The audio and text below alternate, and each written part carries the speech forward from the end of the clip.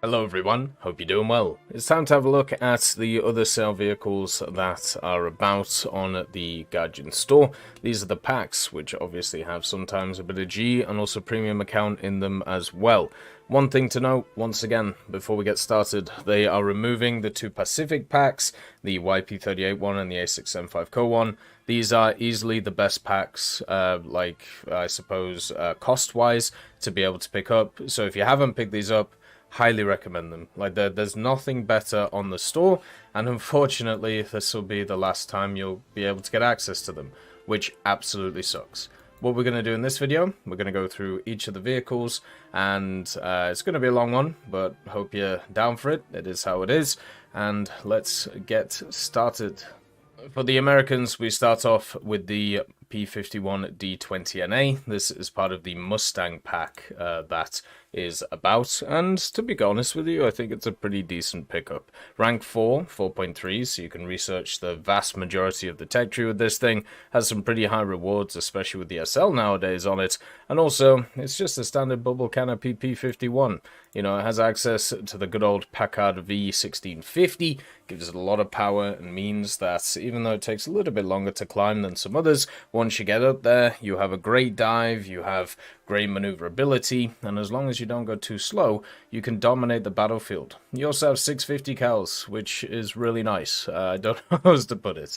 They also have the late war belt, so the API-T is there to have a bit of fun with, and also it's not just useful in air, it's also useful in ground and naval, because it gets two 1,000 pounders and also HVARs. It also got access to secondary loadouts now, so what you can do is you can create some absolutely ridiculous secondary loadouts, and this means that you're even more effective.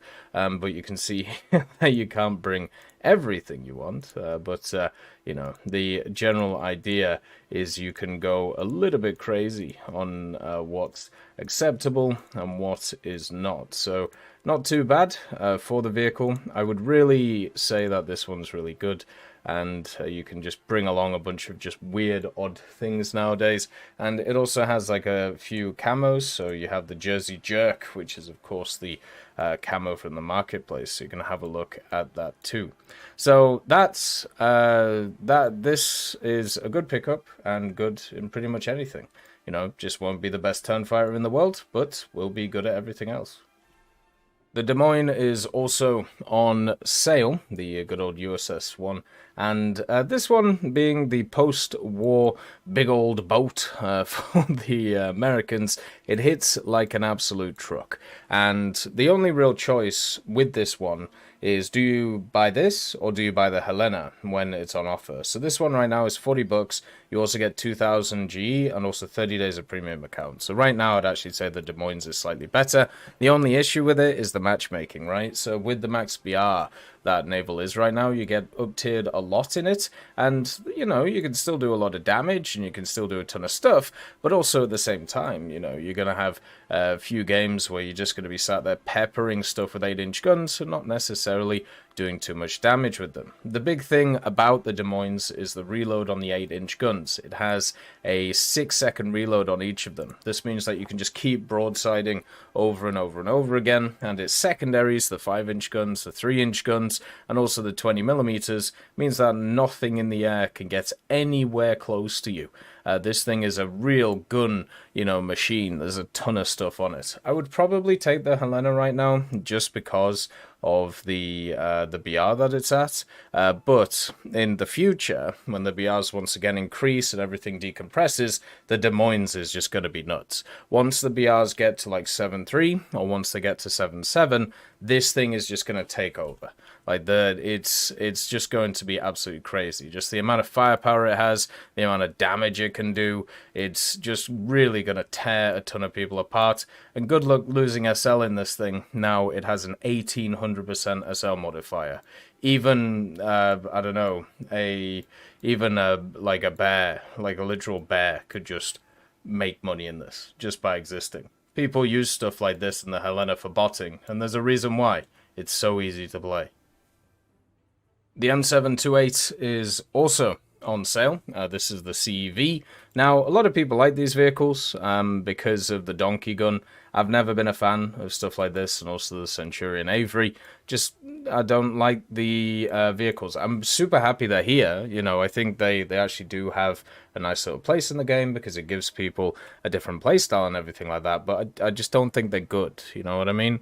And the same is with this one. It's got a donkey gun, you know, it fires the good old M123 round, which is a HESH, which will pretty much donk anything and kill it when it hits it. Its muzzle velocity is terrible. It doesn't really have any additions to it, and also it still has the M60A1 cupola, which means that people can just shoot this and then you just die and you get overpressured. It's so annoying that the M60s do this. I really wish they would change it because it's just a big weak spot on the top of the tank, and the whole idea of this thing is it's a little bit more chunky with the spade, and also with the, you know, the turret being flat on the sides and the little addition to everything. But no, instead you just have this cupola. If you have any type of HE, hit it, pop. Thing just goes boom. So it sucks. It's a lot worse than the AVRE because of that. Its actual you know, survivability is a lot worse, but it just kind of sucks, and I wish it wasn't the case at the end of the day. The YP38 is on sale once again, and maybe the last time that you can get access to it. It's 10 Canadian dollars. You get this, 15 days of premium time, 850 GE, and also the US Pacific campaign. So pretty much the cost of it is paid for by the GE and the premium time. So this is a bonus, and the Pacific campaign is a bonus. Easily should get this pack. You know, $10. Just, I don't know, miss a lunch nowadays. Like, that's pretty good. So the YP38, as a vehicle, has access to a 37, it has two 7.62s and two 12.7s. The armament isn't the issue with this thing. I'd actually say its engines are, because it's quite a heavy vehicle. I feel like the amount of power the engines get does not actually compute with the heaviness of it. This is kind of fixed with like later tier P38s, but with this one, it still has a bit of an issue with that, right? It still has the issues of just feeling a little bit too chunky, not really being able to climb or do anything like that. Also doesn't get any secondary armaments, so you're just stuck with the vehicle itself and what it has access to. And for me, I feel like it does kind of struggle at its BR, just because everything is turn fighting nowadays. Everybody's just staying at low altitude, everybody's just going for the first target they see, and the YP38, you don't play like that. You know, you wait for people to engage, and then you engage on top of them, and you have a good time. And you can still do that, it's just a little bit harder to do. But the actual pack itself, even if you don't use the YP38, it's useful, you know? And actually, as I said, pays for itself. You also get the historical campaign, which is quite nice, this US one. And it comes with a bunch of videos, which are narrated by Stephen Fry, of all people. So definitely worth it, just for the videos themselves, and all of that great stuff. Hopefully they do more content like this in the future. Hopefully we see some of that. The T29 is on sale, and after just looking at the list again, I've realized that certain nations are just so stacked when it comes to this sale compared to others. It's just nuts. But anyway, this one's a rank 4 Bass Racing 7.0. It's a fantastic vehicle. You know, the T5E2 cannon is super nice. As someone who's used the T34 and T30 a lot, I really enjoy these types of vehicles. And the big thing that this 105 does is it has a much better reload than many others. You have the T13, which pens a lot. You also have the T29E3, which pens even more. And you have all the 50 cals. You have the good mobility for the heavy tank. And you have decent armor on top of it. The only issue with this vehicle is the fact that other nations have very powerful lineups at different BRs. Germany 7.3, USSR 7.0, Britain 7.7. So sometimes the matchmaking can be a little bit rude to it. But if you just look at the base of the vehicle and also the lineup around it with stuff like the M46, for example, it's a fantastic vehicle. The Tiger II Sla is also a vehicle which is on sale. Another heavy tank, 6.7. And nowadays, the 6.7 lineup for Germany is nowhere near what it used to be. You know, you have obviously some vehicles, some tank destroyers, you got the Tag II H itself, and also you got the Bulldog, I suppose, but compared to what it used to be, it's just nowhere near as good. And because of this, it means that the pool of players are usually around more 5-3, 5-7, so the matchmaking on this can be a little bit rough. This one is just a direct upgrade over the Tiger II-H. It has a better engine, and also, of course, has the AVRE on it, so you will be a little bit more mobile than the standard one, and also slightly more tanky, but not really. Like, it doesn't make a huge difference.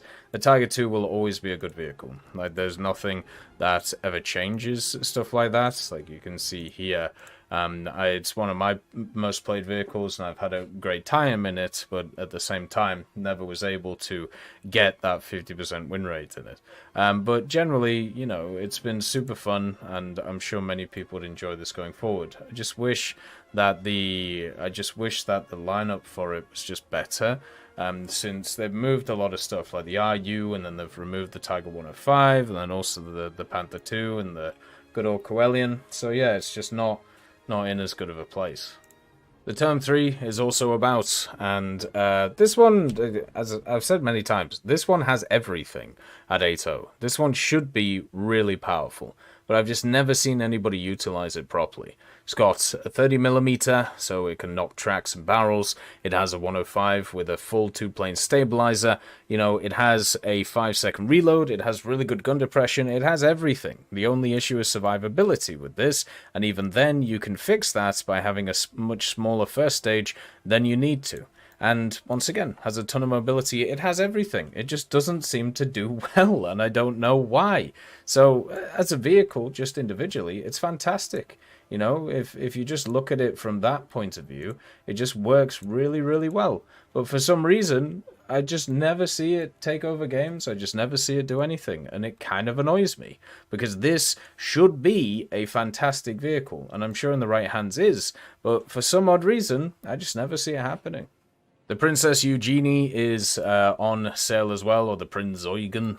This one is a very classic 5.7. It's a pay-to-win vehicle. It's better than the standard Tech Tree one in many separate ways. More crew, more AA, more pretty much everything. And it's incredibly good. If you want to grind through the German Tech Tree, you can use this. It has, as you can see, 1800% SL booster. It has everything you'd ever want from a cruiser. And also it's 5.7, so you don't get into the 7.0 matchmaking.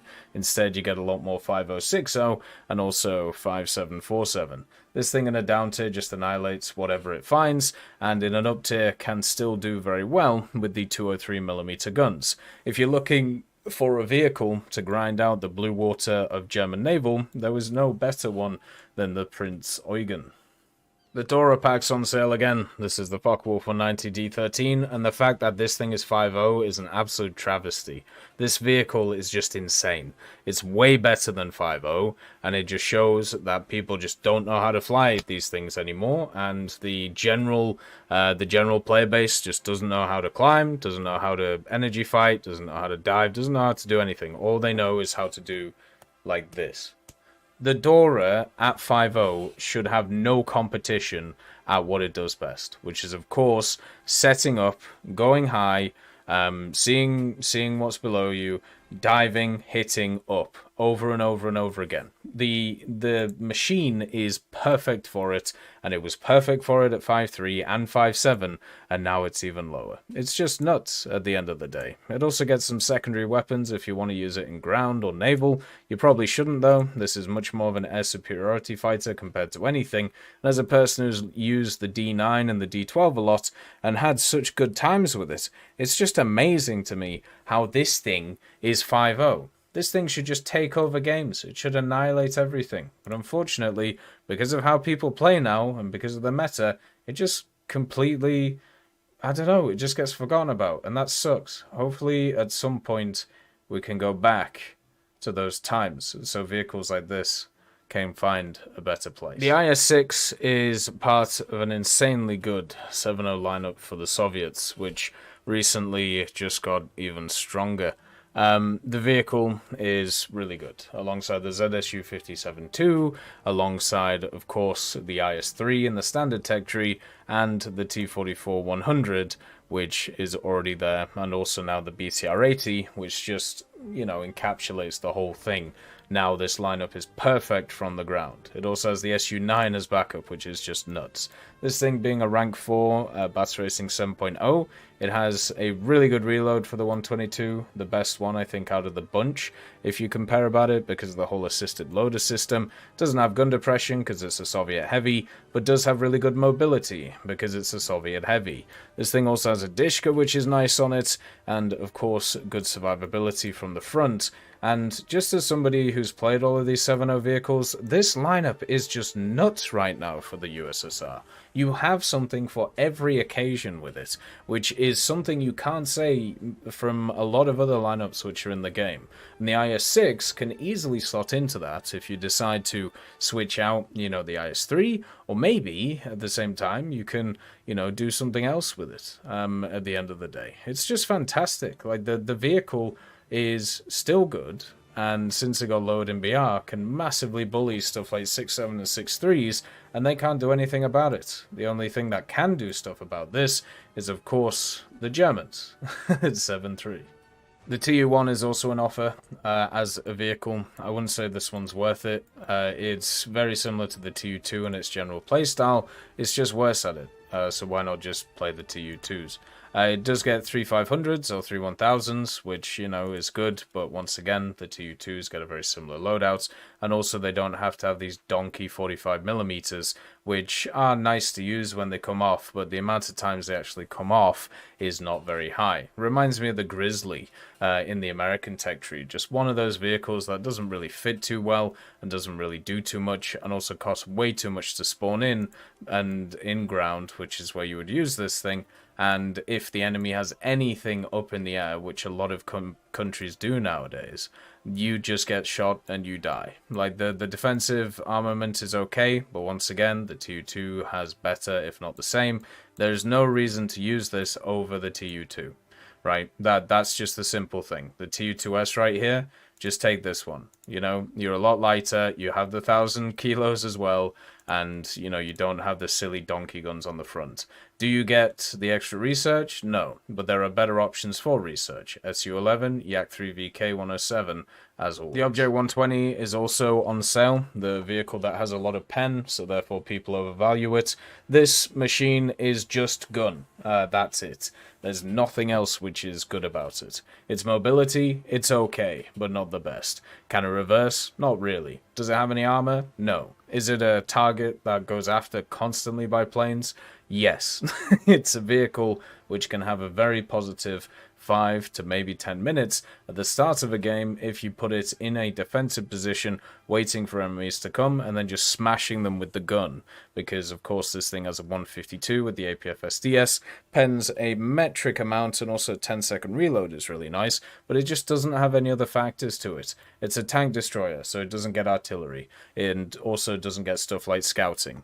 It also, at the same time, just doesn't get a lot of survivability to it because of this armor. And now, right now, at this BR, there's a lot of CAS around. So this thing, as I said, it has a really good 5 minutes, and then it just gets bombed. And that's no fun, you know? It's not a great time for it, which is why it's much better to play something like the IS-6. Even though it's lower rank, it will be better for you, and you'll feel better for it.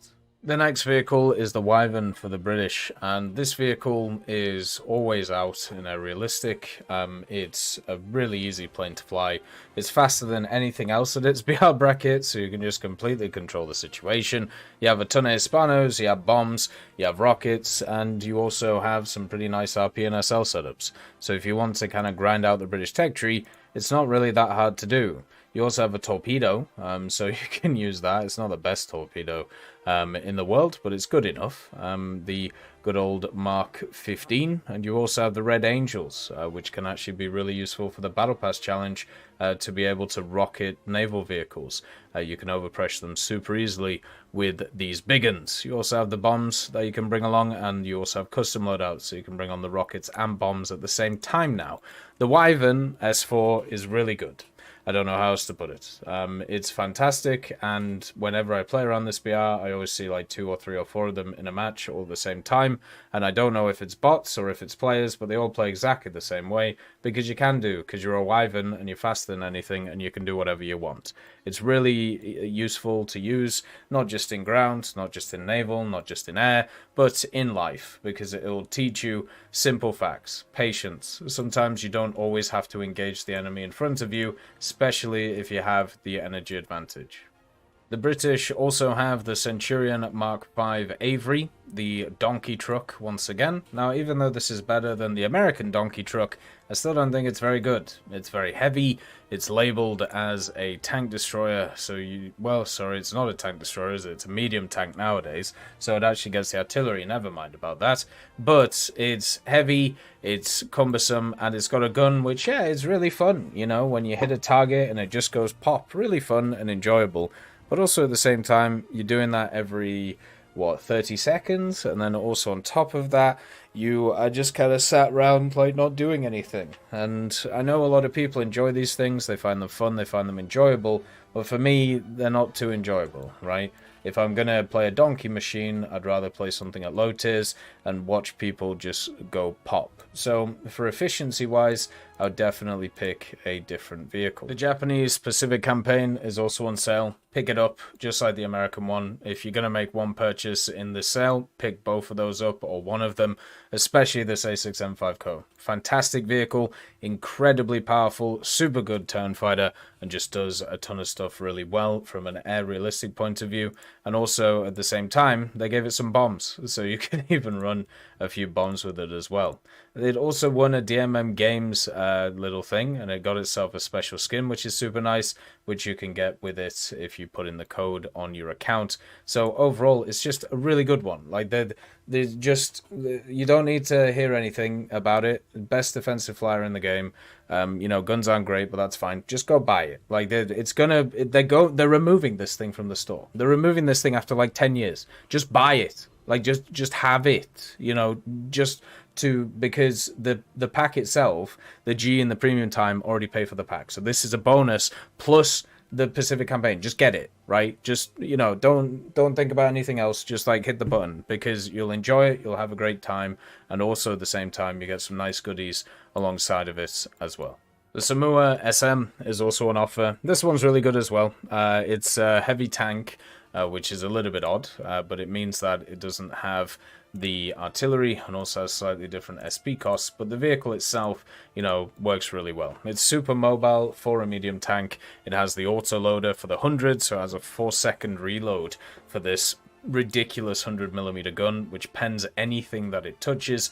And also, the only issue is you don't have, you know, the smokes, and you don't have really the backup gun apart from a 7.5. That would be quite nice, but you do have the armor, you do have the mobility, and you do have the firepower, which is why a lot of people have enjoyed the Somua, and why it's one of those which a lot of people look to have a bit of fun with. Also has fantastic lineups around it at 7.0, 7.3, and 7.7. All of them are fantastic, and one of the big reasons why France is a super fun tech tree for me.